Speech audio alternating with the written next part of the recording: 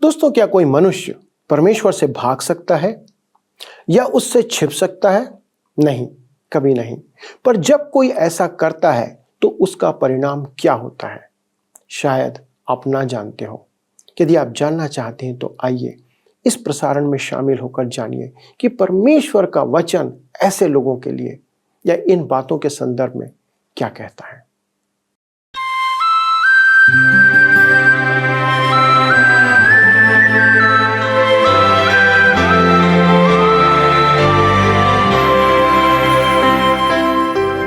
प्रिय मित्रों, आप सभी को प्रेम भरा नमस्कार। मैं आशा करता हूं कि आप स्वस्थ, तंदुरुस्त और आनंद में जीवन व्यतीत कर रहे हैं तथा परमेश्वर का वचन आपके जीवन में आनंद की भरपूरी प्रदान कर रहा है। दोस्तों, यह सत्य वचन बाइबल अध्ययन कार्यक्रम है और मैं एक बार पुनः अपने सभी नए एवं पुराने दर्शकों का स्वागत करता हूं। दोस्तों, हम बाइबल से एक बहुत ही रोमांचक पुस्तक का अध्ययन कर रहे हैं जो विवादित भी बनी हुई है। योना नबी का जीवन सभी मसीही विश्वासियों और सेवकों के लिए एक बहुत बड़ी शिक्षा का माध्यम है। जिस प्रकार योना परमेश्वर की योजना से भाग रहा था, उसी प्रकार बहुत से विश्वासी और परमेश्वर के पूर्णकालिक सेवक भी अपनी सेवा और जिम्मेदारियों से भागते दिखाई देते हैं। योना जानबूझकर परमेश्वर से भाग रहा था, जबकि वह जानता था कि परमेश्वर से कोई बच नहीं सकता। योना एक भविष्यवक्ता था और उसे परमेश्वर का और उसके वचन का ज्ञान था। दोस्तों, आज हम इस घटना के अति रोमांचक भाग को देखेंगे जब योना कहता है कि मुझे उठाकर समुद्र में फेंक दो, और एक प्रश्न जो अन्य जाति यात्री और वो नाव के खेवने वाले उससे पूछते हैं, योना से पूछते हैं कि यह तूने क्या किया। मित्रों, यह बहुत ही विचलित करने वाला प्रश्न है यदि यह हमसे पूछा जाए, और वह भी किसी अविश्वासी के द्वारा। तब आइए मित्रों, हम देर ना करते हुए आज के अध्ययन में आगे बढ़ते हैं और पहले अध्ययन के 8वें पद से अपना मनन आरंभ करते हैं। मित्रों, हम योना नबी के पुस्तक से अध्ययन कर रहे हैं। हम लोग देख रहे थे कि किस प्रकार योना नीनवे शहर को छोड़ करके तर्शीश की ओर भागा जा रहा है। तो आइए इस क्रम में हम सब आगे बढ़ेंगे और योना नबी की पुस्तक 1 अध्याय उसके 8 पद से आरंभ करें। यहां पर लिखा है, तब उन्होंने उससे कहा, हमें बता कि किसके कारण यह विपत्ति हम पर पड़ी है। तेरा उद्यम क्या है? तू कहां से आया है? तू किस देश और किस जाति का है? मेरे मित्रों, योना और नाविकों के मध्य बातचीत तो हुई, परंतु उसने परमेश्वर की गवाही नहीं दी। परमेश्वर की इच्छा से बाहर का व्यक्ति परमेश्वर का गवाह कभी नहीं हो सकता। हमारे लिए यह स्मरण रखने योग्य एक अत्यधिक महत्वपूर्ण बात है कि जो योना ने उन्हें नहीं बताया, उस पर ध्यान दीजिए।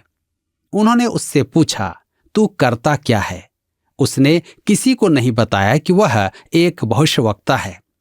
उसने उनके पूछने पर भी नहीं बताया कि वह गेथेपेर का रहने वाला एक इस्राएली है। उसने अपने देश इस्राएल का नाम भी नहीं बताया। तो किस जाति का है? उसने उन्हें नहीं बताया कि वह इस्राएली है जिन्हें जीवित परमेश्वर का प्रकाशन प्राप्त है। उसने अपना उद्देश्य भी नहीं बताया कि उसे नीनवे नगर में परमेश्वर ने अपनी योजना के अंतर्गत भेजा है। उसने नहीं बताया। क्यों? क्योंकि वह पूर्ण रूप से परमेश्वर की योजना से अर्थात योजना के बाहर चल रहा था, और यही कारण था कि वह कुछ भी उन्हें बताना नहीं चाहता था। हम योना 1 उसके 9 पद में पढ़ते हैं, उसने उनसे कहा, मैं इब्री हूं और स्वर्ग का परमेश्वर यहोवा जिसने जल स्थल दोनों को बनाया है, उसी का भय मानता हूं। ध्यान दीजिए, उसने कहा मैं इब्री हूं। इब्री जाति एक परमेश्वर की उपासना के लिए जानी जाती थी। सब जानते थे कि वे मूर्ति पूजा नहीं करते हैं।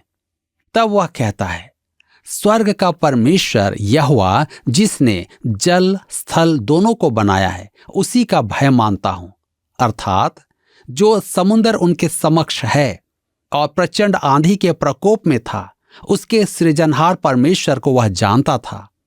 मेरे विचार में वे नाविक इस्राएल को जानते थे, परंतु उन्हें जीवित एवं सच्चे परमेश्वर का ज्ञान नहीं था।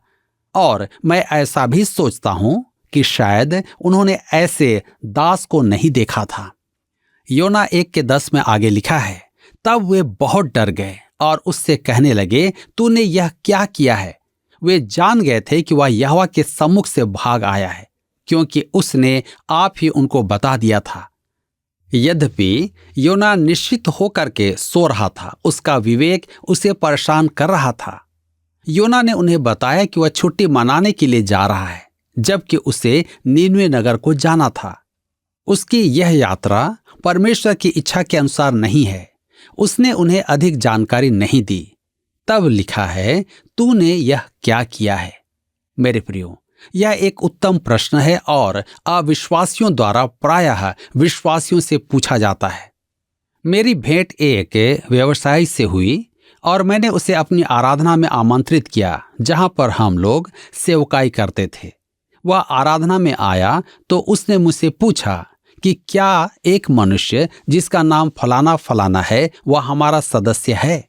मैंने कहा, हाँ, वह हमारी ही कलीसिया का सदस्य है, वरन कलीसिया का पदाधिकारी भी है। उसे आश्चर्य से कहना पड़ा, मैं उसे वर्षों से जानता हूं, वह मेरे साथ व्यापारिक संबंध रखता है। मुझे विश्वास नहीं होता कि वह मसीही जन है। यदि मैं विश्वासी होता तो उसका सा व्यवहार कभी न रखता। अतः यह एक लज्जाजनक प्रश्न है कि अविश्वासी किसी विश्वासी से पूछे, तूने ऐसा क्यों किया? मेरे मित्रों, मैं आपको और एक घटना बताना चाहता हूं। एक बार मैं अपनी कलीसिया के पादरी साहब के साथ एक घर में गया तथा उस घर के लोग संपन्न थे और हमारे कलीसिया के सदस्य भी थे। जब हम वहां पर बैठे हुए थे, पादरी साहब के सामने एक व्यक्ति था, एक सज्जन था। उन्होंने पूछा कि आपका परिचय? तो पादरी साहब ने कहा कि मैं इनकी कलीसिया का पादरी हूं। तब उस व्यक्ति ने कहा, क्या आप मसीही लोग हैं? उसने कहा, जी हां, हम मसीही हैं। तब उसने कहा कि मैं इन्हें बरसों से जानता हूं, परंतु हमने कभी नहीं जाना कि यह मसीही हैं। मैं उनके साथ बैठ करके उनके वार्तालाप को सुन रहा था, जो बहुत ही दुखद बात थी। कई बार हम अपने आप को दूसरों पर प्रकट करना नहीं चाहते हैं और न ही करते हैं। मेरे मित्रों, यहाँ पर ऐसा ही कुछ हो रहा है कि लोग हमसे पूछ रहे हैं कि तूने ऐसा क्यों किया। मेरे विचार में योना ने बात को बहुत घुमाया होगा। तब क्या होता है, आइए देखते हैं योना मछली के पेट में कैसे जाता है। योना 1:11 में लिखा है, तब उन्होंने उससे पूछा, हम तेरे साथ क्या करें जिससे समुद्र शांत हो जाए? उस समय समुद्र की लहरें बढ़ती ही जाती थी। मेरे प्रियो, मेरे विचार में नाविकों को निर्णय लेने में कठिनाई हो रही थी कि योना के साथ हम सब क्या करें। अतः वे योना ही से पूछ बैठते हैं और योना उनसे कहता है, योना 1:12 में, उसने उनसे कहा, मुझे उठाकर समुद्र में फेंक दो, तब समुद्र शांत पड़ जाएगा, क्योंकि मैं जानता हूं कि यह भारी आंधी तुम्हारे ऊपर मेरे ही कारण आई है। यहां पर ध्यान दीजिए, योना समझ गया था कि परमेश्वर उसे किसी भी स्थिति में तर्शीश नहीं पहुंचने देगा या नहीं जाने देगा। यही कारण है कि उसने आंधी चलाई। अतः इस समस्या का एक ही समाधान है कि वह उस जहाज से उतार दिया जाए, और उतार दिया जाए तो कहां? समुद्र में फेंक दिया जाए। योना 1:13 में आगे लिखा है, तो भी वे बड़े यत्न से खेते रहे कि उसको किनारे पर लगाएं, परंतु पहुंच न सके, क्योंकि समुद्र की लहरें उनके विरुद्ध बढ़ती ही जाती थीं। जी हां, वे नाविक योना से अधिक अच्छा विवेक रखते थे। योना को जीवित समुद्र में फेंकने की अपेक्षा उन्होंने यथासंभव प्रयास किया कि जहाज को किनारे पर लगाएं, लेकिन वे असफल रहे। तब हम आगे पढ़ते हैं योना 1:14 में, तब उन्होंने यहोवा को पुकार कर कहा, हे यहोवा, हम विनती करते हैं कि इस पुरुष के प्राण के बदले हमारा नाश ना हो और ना हमें निर्दोष की हत्या का दोषी ठहरा, क्योंकि हे यहोवा, जो कुछ तेरी इच्छा थी वही तूने किया है। उनके जीवन में परिवर्तन को आप देखें। वे जीवित एवं सच्चे परमेश्वर की ओर फिर रहे हैं, यद्यपि यह उनकी जान बचाने के लिए था। वे परमेश्वर से क्षमा मांगते हैं कि उन्हें योना को समुद्र में डालना होगा, अन्य कोई विकल्प था ही नहीं। योना 1:15 में लिखा है, तब उन्होंने योना को उठाकर समुद्र में फेंक दिया और समुद्र की भयानक लहरें थम गई। अति स्पष्ट है कि यह घटना अलौकिक थी और परमेश्वर ही ने आंधी चलाई थी। योना 1:16 में लिखा है, तब उन मनुष्यों ने यहोवा का बहुत ही भय माना और उसको भेंट चढ़ाई और मन्नतें मानी। मेरे प्रियो, धर्मशास्त्र में लिखा है कि परमेश्वर का भय मानना बुद्धि का मूल है, आरंभ है। उन मनुष्यों ने यहोवा का बहुत ही भय माना। उन्होंने अपने देवताओं का भय नहीं माना था। लिखा है, और उसको भेंट चढ़ाई। यह भेंट चढ़ाना प्रभु यीशु की ओर संकेत करता है, क्योंकि कोई अन्य विकल्प नहीं है।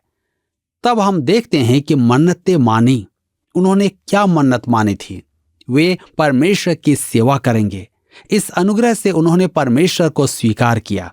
अतः योना की उपस्थिति आंधी और योना के समुद्र में फेंके जाने से कुछ अच्छा ही हुआ। आइए देखें योना का अब क्या होता है। योना 1:17 में लिखा है, यहोवा ने एक बड़ा सा मच्छ ठहराया था कि योना को निगल ले, और योना उस महामच्छ के पेट में 3 दिन और 3 रात पड़ा रहा। हम मत्ती रचित सुसमाचार 12 अध्याय उसके 40 पद में देखते हैं, जहां पर लिखा है, जल जंतु अर्थात एक अति विशाल मछली। परमेश्वर ने योना के लिए एक विशेष मछली की सृष्टि की थी।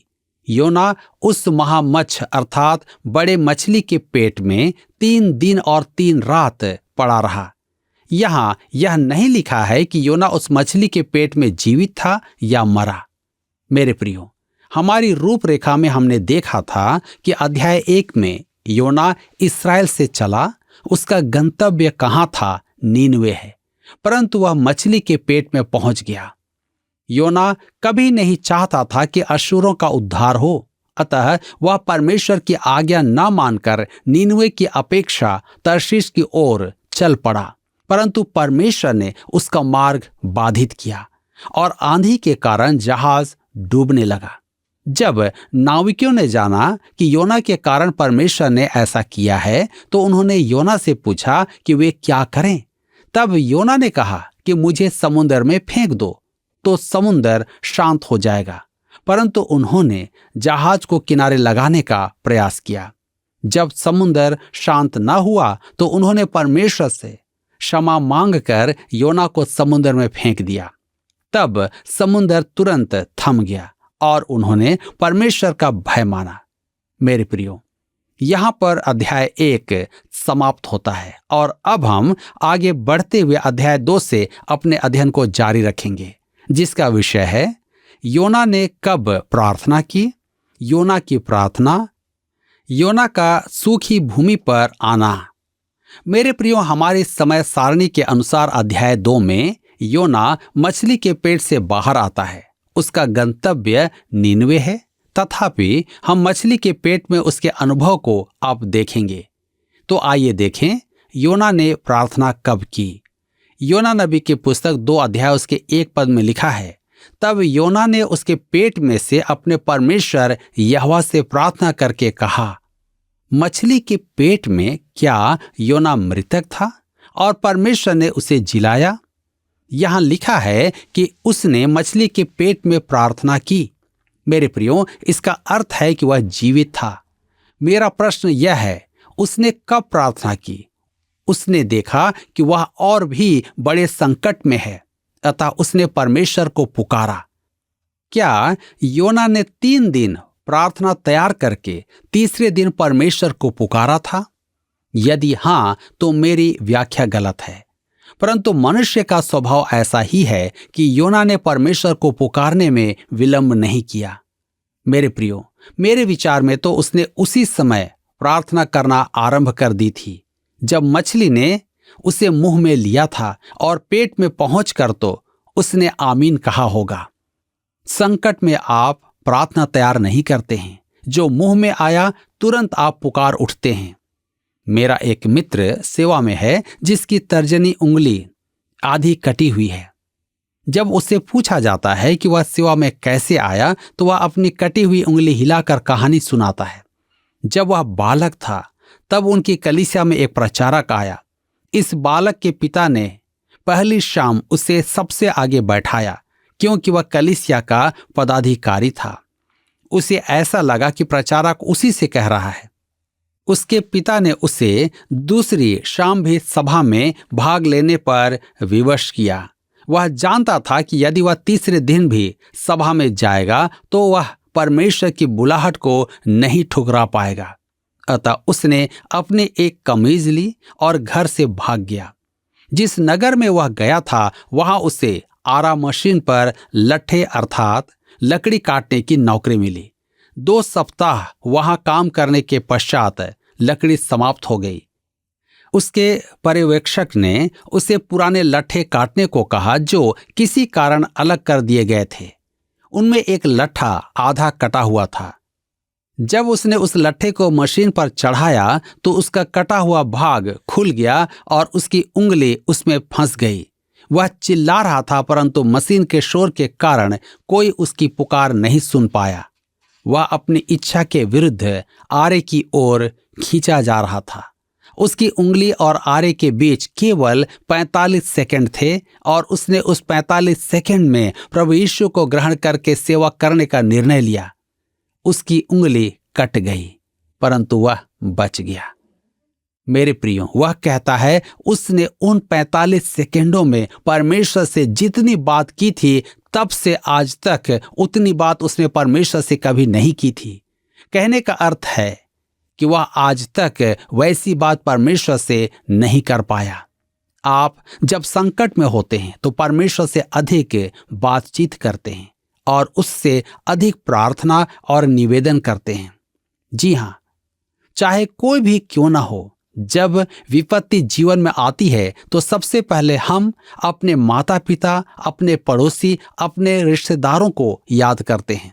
यह इसलिए कि हम उनके द्वारा से सहायता प्राप्त करें। जब असंभव हो जाता है, डॉक्टर हमें जवाब दे देते हैं, तब हम क्या करते हैं? अपने परमेश्वर को पुकारना आरंभ करते हैं। मेरे मित्रों, आप संकट काल में प्रार्थना को टालते नहीं हैं और योना ने भी ऐसा ही किया। मेरे विचार में उसने यहां व्यक्त शब्दों से अधिक बहुत कुछ कहा होगा। मछली के पेट में पहुंचते पहुंचते तो उसकी प्रार्थना भी पूरी हो गई होगी। टीकाकार प्रायः शब्द तब को लेकर के बल देते हैं कि योना ने मछली के पेट में पहुंचकर प्रार्थना की, परंतु इब्रानी भाषा में तब शब्द का प्रयोग करती है तो उसका अर्थ है कि संपूर्ण विवरण सुना दिया गया है। जैसा उत्पत्ति में सृजन कार्य के समय लिखा है कि परमेश्वर ने 6 दिन सब कुछ रचा, तदोपरांत उसने मनुष्य की रचना की, अर्थात उसका महत्वपूर्ण काम मानव रचना है। अतः यहां तब शब्द से आशा है कि योना प्रार्थना कर चुका है और अब वह हमें मछली के पेट में उसके अनुभव को सुनाएगा। मेरे प्रिय मित्रों, आज आप अपने जीवन में जब संकट का सामना करते हैं तब आप क्या करते हैं? क्या आप परमेश्वर के सम्मुख आकर के प्रार्थना करते हैं या किसी व्यक्ति को बुलाने के लिए किसी को भेजते हैं या आप स्वयं से ही कुछ उपाय ढूंढते हैं? परंतु मैं जानता हूं, जब मैं अपने कॉलेज अवस्था में था और एक नदी में बाढ़ आई हुई थी और मेरे दोस्त उसमें तैर रहे थे, मैं भी कूद पड़ा। परंतु जब मैं बीच नदी पर पहुंचा तो मुझे पता चला कि आगे और पीछे बहुत दूरियां हैं और मैं बिल्कुल थक चुका था। मैं प्यास से तड़प रहा था जबकि मैं नदी में था। मैं उस पानी को पी नहीं सकता क्योंकि नदी का पानी गंदा था और मुझे लगा कि शायद मैं नहीं बच पाऊंगा। और मैंने बड़े साहस के साथ फिर से तैरना आरंभ किया और किनारे पहुंचने से पहले मैंने महसूस किया कि अब मैं नहीं बचूंगा। और मैंने अपने मित्रों को पुकारा, मुझे बचाओ, नहीं तो मैं मर जाऊंगा। और तब मेरे मित्र कहने लगे कि तुम डरो मत, तुम बच जाओगे, नीचे से तुम ऊपर आ जाओ। और मैं नीचे बहता चला जा रहा था, और मन में मैंने कहा, हे प्रभु मुझे बचा, नहीं तो मैं मर गया। और परमेश्वर ने मेरी पुकार को सुना, और फिर से मुझे बल मिला, बाहर निकला, और तैरते हुए मैं किनारे तक आ गया। बहुत मुश्किल से मैं नदी को पार कर पाया। आज भी मैं उस दिन को याद करता हूं कि परमेश्वर ने मेरी इस प्रार्थना को, जो संकट काल में थी, उसने सुनी, और आज मैं उसके कारण जीवित हूं और उसकी सेवा में बना हूं। मेरे मित्रों, आप संकट के समय में किस प्रकार की प्रार्थना करते हैं? क्या आप उसके निकट आते हैं या कुछ और सोचते हैं? परमेश्वर चाहता है कि आप उसे पुकारें और वह आपको थामने के लिए तैयार है। तो दोस्तों, आपने देखा कि इससे पहले कि योना ने कहा मुझे समुद्र में फेंक दो, जब योना ने अपना छोटा परिचय उन लोगों को दिया तो उन्होंने उससे कहा, यह तूने क्या किया? उन अन्य जाति लोगों के लिए यह बहुत ही आश्चर्य की बात थी कि एक मनुष्य जो स्वर्ग के परमेश्वर का भय मानता हो, उस सच्चे और जीवित परमेश्वर को जानता हो, वह यह काम कैसे कर सकता है कि उसकी आज्ञा को टालकर किसी और काम में समय व्यतीत करे। दोस्तों, आज यह प्रश्न हम सभी पर भी लागू होता है कि यदि हम जीवित प्रभु को जानते हैं, परमेश्वर को जानते हैं, और यदि हम प्रभु यीशु मसीह को जानते हैं, तो हम कैसे उससे दूर जा सकते हैं? यूहन्ना रचित सुसमाचार 6वें अध्याय के 68 और 69 पद में शमौन पतरस कहता है, हे प्रभु, हम किसके पास जाएं? अनंत जीवन की बातें तो तेरे ही पास है, और हमने विश्वास किया और जान गए हैं कि परमेश्वर का पवित्र जन तू ही है। दोस्तों, कोई मनुष्य ऐसे परमेश्वर को जानने के बाद उससे दूर जाने की सोच भी कैसे सकता है? उस समुद्र में भी योना परमेश्वर से दूर जा रहा था, परंतु परमेश्वर उसके पीछे जा रहा था। वह आपको दोस्तों कभी नहीं छोड़ेगा और न त्यागेगा, जैसा उसने कहा है। आप कब तक उससे भाग सकते हैं मित्रों? आज कितने मसीही कहलाने वाले लोग अपने उद्धार से भाग रहे हैं, सेवक अपनी सेवा से भाग रहे हैं, विश्वासी अपने विश्वास के कार्य से भाग रहे हैं, पास्टर अपनी मंडली की जिम्मेदारी से भाग रहे हैं। पर दोस्तों, परमेश्वर आज भी उनके पीछे है, क्योंकि वह उनसे प्रेम करता है। उसने उन्हें अपनी सेवा के लिए चुना है, बुलाया है। आइए मित्रों, हम भी यदि आज परमेश्वर के कार्य से भाग रहे हैं तो ठहर जाएं, उसकी ओर फिरें, अपने आप को उसे समर्पित करें। वह हमें अपनी सेवा के कार्य में जो उसने हमें दिया है उपयोग के लिए लेने आ रहा है। दोस्तों, यह विचार करने वाली बात है कि परमेश्वर जो सब कुछ कर सकता है, उसने उद्धार का सुसमाचार सुनाने का कार्य और जिम्मेदारी हम मनुष्यों को, विश्वासियों को दिया है। क्या हम इससे दूर भाग रहे हैं? यदि हाँ, तो आइए क्षमा मांगे, आइए स्वयं का अवलोकन करें और परमेश्वर से प्रार्थना करें। हमारे स्वर्गीय पिता, हम प्रभु यीशु मसीह में होकर आपको धन्यवाद देते हैं कि आपने एक अद्भुत जिम्मेदारी हमारी अयोग्यता के बावजूद हमें दिया है कि प्रभु आपने सुसमाचार संसार में पहुंचाने के लिए हमें चुना है, हर एक विश्वासी को चुना है। प्रभु, हमारी प्रार्थना है कि प्रभु हम पर दया करें।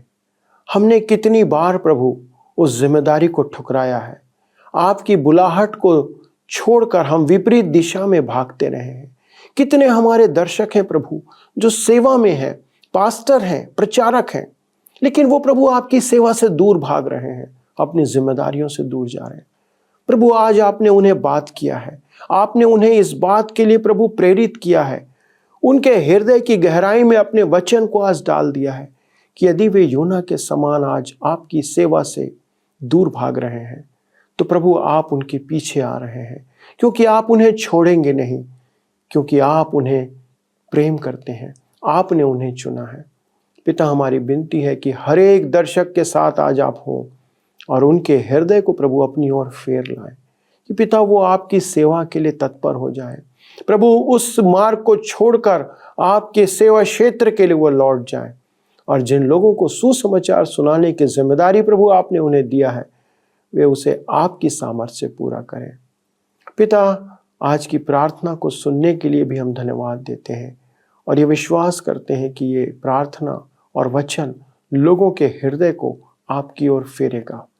धन्यवाद के साथ प्रभु यीशु क्रिस्त के नाम से इस विनती को मांगते हैं, आमीन। प्रिय मित्रों, क्या आज का अध्ययन आपके लिए आशीष का कारण था? क्या आज के अध्ययन के द्वारा अपने किसी पुरानी बात को स्मरण किया, उस बुलाहट को जो परमेश्वर ने आपको दिया था सेवा के लिए? यदि हाँ, तो आप उसकी ओर लौट जाइए। और यदि आपने आज अपने निर्णय को बदला है, यदि परमेश्वर की ओर आप लौटे हैं, तो हमें भी इस बारे में बताएं ताकि हम जान सकें कि परमेश्वर ने आपके जीवन में कैसे कार्य किया। अगले अध्ययन में, इस प्रसारण में हम आगे बढ़ेंगे और जानेंगे कि इसके आगे परमेश्वर का वचन हमें क्या सिखाना चाहता है। तब तक परमेश्वर के अनुग्रह में बने रहें और यदि आपने उसकी सेवा छोड़ दी है तो फिर से उसकी ओर लौट आए। प्रभु आपको आशीष दे। आइए अब हम प्रश्नों को देखें। पिछले प्रश्न का उत्तर है बी, अलौकिक। समुद्र में चलने वाली उस आंधी के संदर्भ में हमारा निष्कर्ष है कि वह एक अलौकिक घटना थी। आज के अध्ययन पर आधारित प्रश्न है, योना 1 अध्याय के 16 पद में नाविकों द्वारा भेंट चढ़ाना किसकी ओर संकेत करता है? ए, परमेश्वर, बी, देवताओं, सी, जल देवता, डी, प्रभु यीशु मसीह। मित्रों, इस प्रश्न का उत्तर हमें कल सुबह 6 बजे से पहले विकल्प ए, बी, सी या डी के साथ अपना नाम, पता, स्थान के साथ 9651433397 पर SMS या WhatsApp करें। क्या आपको यह कार्यक्रम पसंद आया? अभी हमें एक मिस कॉल करें और आप अगले विजेता हो सकते हैं।